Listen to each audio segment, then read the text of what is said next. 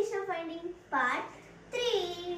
இது வந்து ஒரு வாட்ச் வாங்க இன்னொரு வாட்ச் ஃப்ரீ. ஒரு ஒயிட்டும் ஒரு பிளாக்கும் வாங்கியிருக்கோம். ஒயிட் வாங்கினா பிளாக் ஃப்ரீ. ஓகே, இப்போ வாங்க பிரிச்சு பார்த்தலாம்.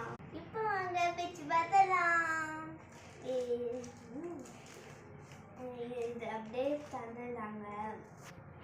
அப்புறம் இங்கே வாங்க, இங்கே 2 வாட்ச். ஒயிட் வாட்ச் இருக்கு.